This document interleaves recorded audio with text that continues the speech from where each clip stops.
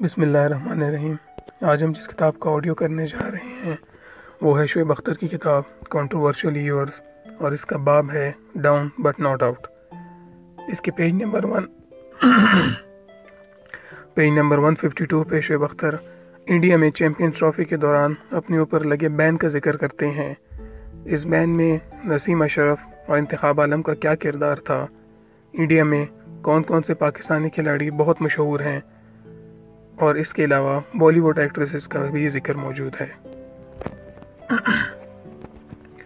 شعیب اختر لکھتے ہیں کہ سال کے اینڈ میں ہم انڈیا میں چیمپئنز ٹرافی کھیلنے کے لیے گئے۔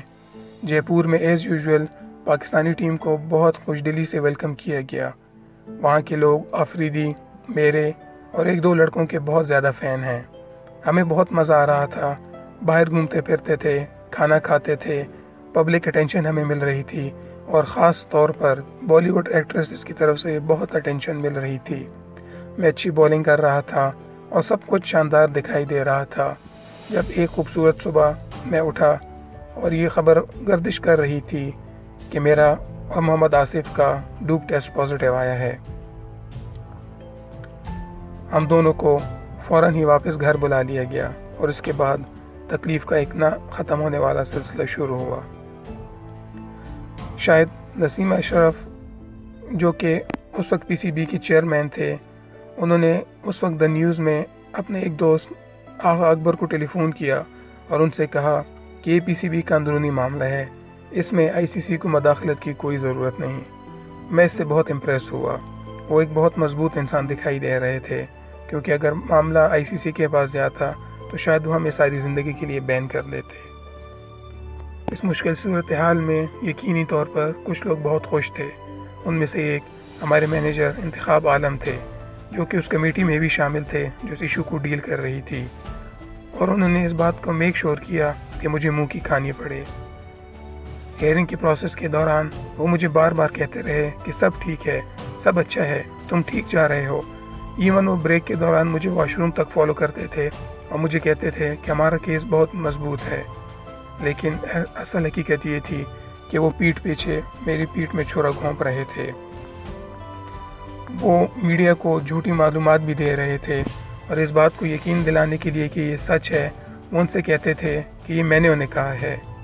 باتیں ایسی جیسے شعیب اختر کی ایک بہت ایکٹیو سیکس لائف ہے۔ کوئی ایسا کیسے کہہ سکتا ہے کسی بارے میں؟ لیکن انتخاب عالم میری پریشانیوں میں سب سے کم امپورٹنس والا تھا۔ مجھے ایک عدالت میں ایک سیریس چارج کا سامنا کرنا تھا۔ میں نے ایک ایسی دوائی کھائی تھی جو کہ مسلز بلڈ کرنے میں بہت مدد دیتی ہے۔ میں نے یہ اس لیے کیا